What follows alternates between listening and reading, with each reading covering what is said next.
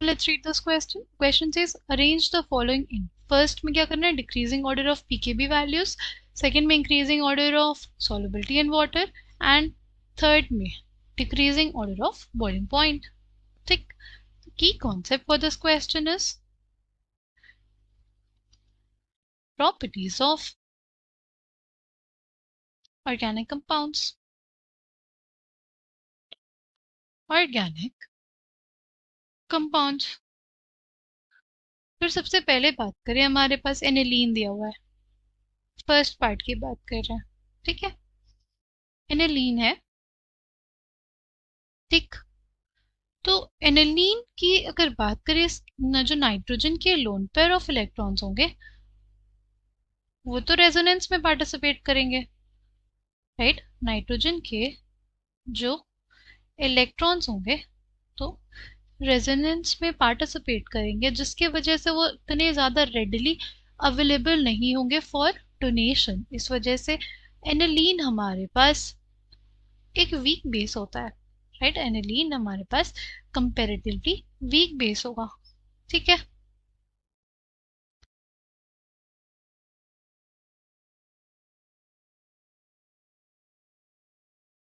क्योंकि इसके जो लोन पेयर ऑफ इलेक्ट्रॉन्स है किस में पार्टिसिपेट करते हैं, ये पार्टिसिपेट करते हैं रेजोनेंस में, राइट। वो स्पीशीज उतना ज़्यादा अच्छा बेस होता है जो रेडली अपने लोन पेयर ऑफ इलेक्ट्रॉन्स को क्या करे, दे। बट सिंस एनिलीन में जो लोन पेयर ऑफ इलेक्ट्रॉन्स है क्या हो रहे हैं, रेजोनेंस में पार्टिसिपेट कर रहे हैं, वो तो उतना रेडली नहीं देगा और इस वजह से कंपैरेटिवली वीक बेस हो जाएगा, ठीक। नेक्स्ट हमारे पास क्या है, नेक्स्ट हमारे पास मिथाइल एनिलीन है। इसमें भी क्या होगा, इसके भी जो ये इलेक्ट्रॉन्स हैं ये पार्टिसिपेट करेंगे रेजोनेंस में, राइट। ये भी इसके जो इलेक्ट्रॉन्स होंगे वो पार्टिसिपेट करेंगे रेजोनेंस में, ठीक है। तो ये भी हमारे पास उतना ज़्यादा स्ट्रॉन्ग बेस नहीं होगा, पर ये जो बेस होगा वो स्ट्रॉन्गर होगा किससे, ये स्ट्रॉन्गर होगा एनिलीन से। मिथाइल एनिलीन स्ट्रॉन्गर बेस होगा, क्यों स्ट्रॉन्गर बेस इस वजह से होगा क्योंकि हमारे पास यहाँ पे एक प्लस आई ग्रुप जुड़ा हुआ है, राइट। ये ग्रुप जो यहाँ पे जुड़ा हुआ है वो क्या लगाएगा, वो प्लस आई इफेक्ट लगाएगा। प्लस आई इफेक्ट की वजह से हमारे पास ये स्ट्रॉन्गर बेस हो जाएगा एज कंपेयर टू एनिलीन, ठीक है। Next we have, next compound is, compound है, इसमें जो नाइट्रोजन के लोन पेयर्स हैं ये कॉन्जुगेशन में पार्टिसिपेट नहीं कर रहे हैं, इस वजह से सबसे स्ट्रॉन्गेस्ट बेस इन सब में से कौन सा हो जाएगा, ये हो जाएगा, क्योंकि इसके lone pair of electrons readily available है फॉर डोनेशन, ठीक। नेक्स्ट हमारे पास मिथाइल अमीन है, ठीक है। सी मिथाइल अमीन की अगर हम लोग बात करें तो मिथाइल अमीन जो होगा वो स्ट्रॉन्गर बेस होगा किससे, एनिलीन से भी, ठीक है। एन मिथाइल एनिलीन से भी, ठीक। फिनाइल मिथेनमीन से भी, ठीक है। जो बेंजाइल ग्रुप है ये काम करता है माइनस आई इफेक्ट लगाता है, राइट, यानी इलेक्ट्रॉन विड्रॉइंग इफेक्ट लगाता है, ठीक है। बट ये जो मिथाइल ग्रुप है ये एक इलेक्ट्रॉन डोनेटिंग ग्रुप है, प्लस आई इफेक्ट लगाता है, ठीक है। तो सबसे ज्यादा बेसिक अभी तक कौन है, CH3NH2 है, ठीक। नेक्स्ट अगर बात करें NH3 की, तो NH3 हमारे पास वीक बेस होता है, NH3 इससे वीक बेस होता है क्योंकि इसमें क्या है, प्लस आई इफेक्ट लग रहा है, इसकी वजह से ये स्ट्रॉन्गर बेस हो जाता है एज कंपेयर टू अमोनिया। ऐसे भी देख सकते हैं जैसे अमोनिया है उसमें ऐड करें H+, राइट। जो हमारे पास कॉन्जुगेट एसिड बना उसकी स्टेबिलिटी भी देख सकते हैं, उसकी स्टेबिलिटी से कंपेयर करें तो हमारे पास ये जो है वो ज्यादा स्टेबल होगा, क्यों, क्योंकि यहाँ पे मिथाइल जुड़ा हुआ है और मिथाइल एक इलेक्ट्रॉन डोनेटिंग ग्रुप है, राइट, इलेक्ट्रॉन डोनेटिंग ग्रुप होने की वजह से ये स्टेबलाइज करता है हमारे कॉन्जुगेट एसिड को भी, ठीक है। ये उतना ज्यादा स्टेबलाइज नहीं कर पाता, ठीक। तो इस वजह से सबसे स्ट्रॉन्गेस्ट बेस हमारे पास इन सब में से कौन हो जाएगा? मिथाइल अमीन, ठीक है। सबसे स्ट्रॉन्गेस्ट बेस हमारे पास कौन होगा? मिथाइल अमीन।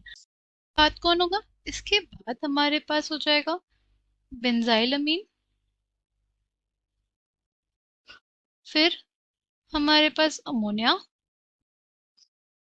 फिर एन मिथाइल एनिलीन।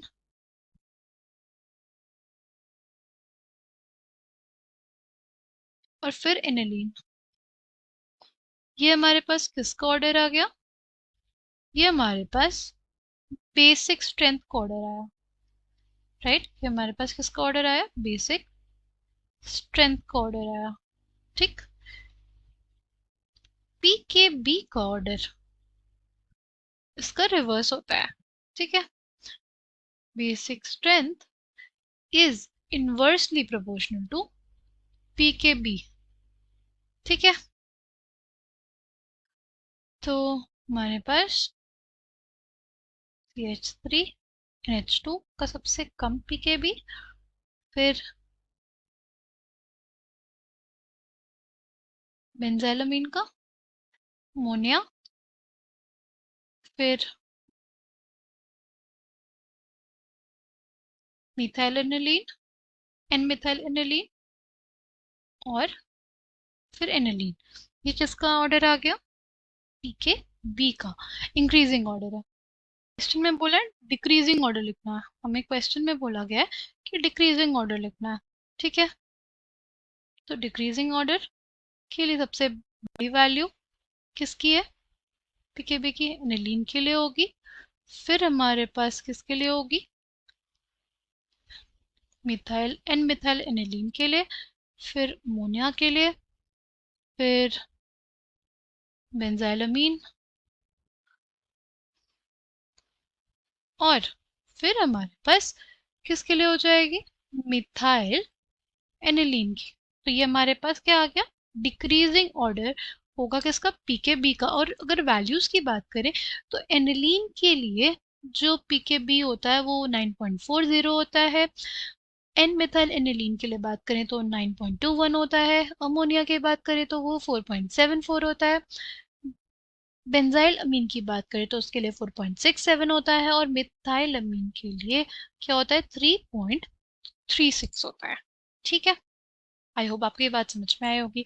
नेक्स्ट है इंक्रीजिंग सॉल्युबिलिटी इन वाटर, ठीक है। जो अगर हमारे पास जो स्पीशीज है वो हाइड्रोजन बॉन्डिंग बनाएगी तो वो उतनी ज्यादा सॉल्युबल होगी, ठीक है। सॉल्युबिलिटी और वाटर के लिए हम लोग ये देखेंगे कि हमारे पास कहाँ पे हाइड्रोजन बॉन्डिंग बन रही है, ठीक है। सॉल्युबिलिटी इन वाटर, ठीक। तो हमारे पास पहले क्या दिया है? इथाइल क्लोराइड दिया हुआ है, इथेनामीन दिया हुआ है, और इथाइल अल्कोहल दिया हुआ है। लिखते हैं we have ethyl chloride,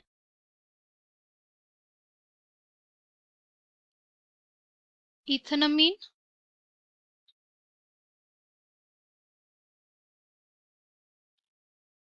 and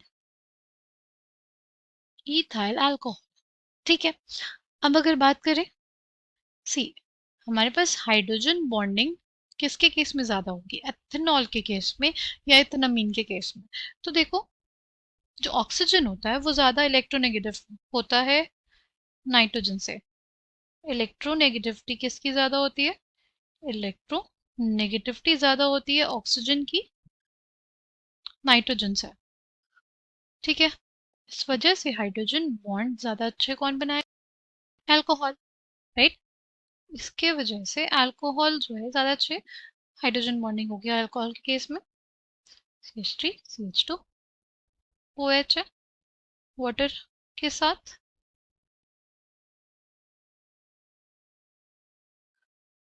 ज्यादा अच्छी हाइड्रोजन बॉन्डिंग होगी, ठीक।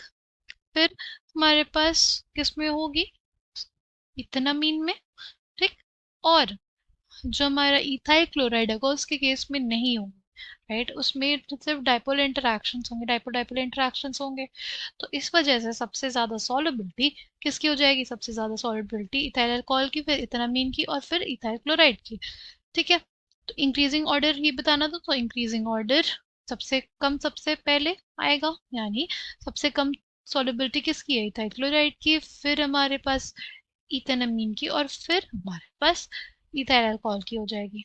ठीक है, नाउ नेक्स्ट है डिक्रीजिंग बॉइलिंग पॉइंट। हमें बताना है डिक्रीजिंग बॉइलिंग पॉइंट का ऑर्डर। ठीक है, लेट्स स्पीशीज दी गई है, हमें एसिटिक एसिड दिया है, इथाइल अल्कोहल दिया हुआ है, मिथेनामीन दिया हुआ है, और डाइमिथाइल ईथर दिया हुआ है।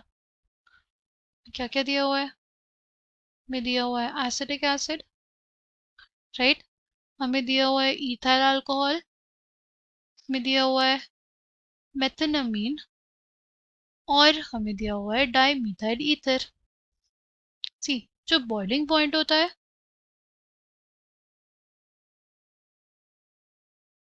वो क्या होता है? बॉइलिंग पॉइंट हमारे पास वो टेम्परेचर होता है जिस पे हमारे लिक्विड का जो वेपर प्रेशर होगा, vapour pressure of the liquid, vapour pressure of the liquid becomes equals to the external pressure या एटमॉस्फेरिक प्रेशर बोलें, राइट। जिस प्रेशर, जिस टेम्परेचर पे, जिस टेम्परेचर पे जो हमारे लिक्विड का वेपर प्रेशर है वो एटमॉस्फेरिक प्रेशर के बराबर हो जाता है, उसको हम लोग बोलते हैं बॉइलिंग पॉइंट। ठीक है, अगर अगर हमारे पास कोई लिक्विड है, राइट, और लिक्विड के जो मॉलिक्यूल्स हैं उनमें आपस में जो फोर्स ऑफ अट्रैक्शन है, उसमें जो लिक्विड है, जो मॉलिक्यूल्स है उसमें इंटरमॉलिक्यूलर फोर्स ऑफ अट्रैक्शन ज़्यादा होगा। अगर इंटरमॉलिक्यूलर फोर्स ऑफ अट्रैक्शन ज़्यादा होगा तो लिक्विड से वेपर जल्दी नहीं बनेगा, लिक्विड से वेपर जल्दी नहीं बनेगा, राइट। वेपर जल्दी नहीं बनेगा, तो हमारे पास जो वेपर प्रेशर होगा वो उतना ज़्यादा नहीं होगा, राइट। जितना जो हमारे पास लिक्विड्स में weak intermolecular force of attraction, वो जल्दी वेपर बना लेंगे, जल्दी वेपर बना लेंगे, और उनका जो बॉइलिंग पॉइंट होगा वो कम होगा। यानी हमारे पास जो बॉइलिंग पॉइंट है वो डिपेंड करता है इंटरमॉलिक्यूलर फोर्सेस ऑफ अट्रैक्शन पे। जितना ज़्यादा इंटरमॉलिक्यूलर फोर्सेस ऑफ अट्रैक्शन अच्छे होंगे उतना ज़्यादा बॉइलिंग पॉइंट होगा, राइट। जितना weak intermolecular forces of attraction होंगे बॉइलिंग पॉइंट उतना कम होगा। ठीक है, तो इंटरमॉलिक्यूलर फोर्सेस ऑफ अट्रैक्शन हमें देखना है, राइट। किसको फाइंड करने के लिए? बॉइलिंग पॉइंट का ऑर्डर लिखने के लिए। ठीक है, सबसे पहले बात करें डाईमिथाइल ईथर की, तो इसमें ऐसा कौन सा इंटरेक्शंस हो सकते हैं? इसमें डाइपोल डाइपोल इंटरेक्शंस हो सकते हैं, राइट। इसमें डाइपोल डाइपोल इंटरेक्शंस हो सकते हैं, और वो हमारे पास वीकेस्ट होंगे, इस वजह से इसका जो बॉइलिंग पॉइंट होगा वो सबसे कम होगा। इसका जो बॉइलिंग पॉइंट होगा वो सबसे कम होगा क्योंकि इसमें weakest intermolecular force of attraction present है।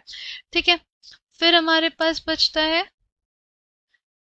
मिथेनामीन, अल्कोहल, और कार्बोक्सिलिक एसिड। कौन सा? Acetic acid. ठीक है, अगर हम लोग बात करें यहाँ पे मिथेनामीन की नेक्स्ट थी, तो मिथेनामीन में हमारे पास क्या है? एक इलेक्ट्रोनेगेटिव एटम से हाइड्रोजन जुड़ा हुआ है, तो इसमें जो मॉलिक्यूल्स हैं आपस में क्या लगाएंगे? मॉलिक्यूल्स में आपस में लगेगा inter molecular forces of attraction. कौन सा? Hydrogen bonding. यहाँ पे क्या रहेगी? यहाँ पे हाइड्रोजन बॉन्डिंग प्रेजेंट रहेगी, राइट। पर ये जो हाइड्रोजन बॉन्डिंग प्रेजेंट होगी वो कंपैरेटिवली वीकर होगी, जो हाइड्रोजन बॉन्डिंग प्रेजेंट होगी अल्कोहल में, राइट। क्यों? ऐसा क्यों? ऐसा इस वजह से होता है क्योंकि ऑक्सीजन ज्यादा इलेक्ट्रोनेगेटिव होता है। ऑक्सीजन ज्यादा इलेक्ट्रोनेगेटिव होता है किससे? नाइट्रोजन से। ठीक है, तो हमारे पास आ जाएगा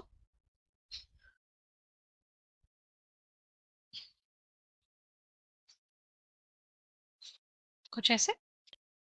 लास्ट हमारा एसिडिक एसिड है।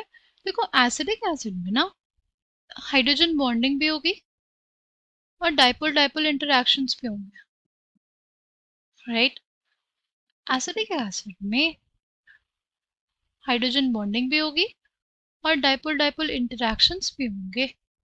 इस वजह से इसके केस में जो हाइड्रोजन बॉन्डिंग और डाइपोल डाइपोल इंटरेक्शंस होंगे उसके वजह से हमारे पास इसका जो बॉइलिंग पॉइंट है वो सबसे ज़्यादा आएगा, राइट। इसका जो बॉइलिंग पॉइंट है वो हमारे पास सबसे ज़्यादा आएगा, ठीक है। हमारे पास एसिटिक एसिड में जो बॉइलिंग पॉइंट आएगा वो सबसे ज़्यादा आएगा बिकॉज इसमें डाइपोल डाइपोल इंटरेक्शंस और एस और हाइड्रोजन बॉन्डिंग दोनों होगी, ठीक है। तो जितना ज़्यादा अच्छे इंटरमॉलिक्यूलर फोर्स ऑफ अट्रैक्शन उतना ज़्यादा बॉइलिंग पॉइंट। तो सबसे ज़्यादा बॉइलिंग पॉइंट किसका आएगा?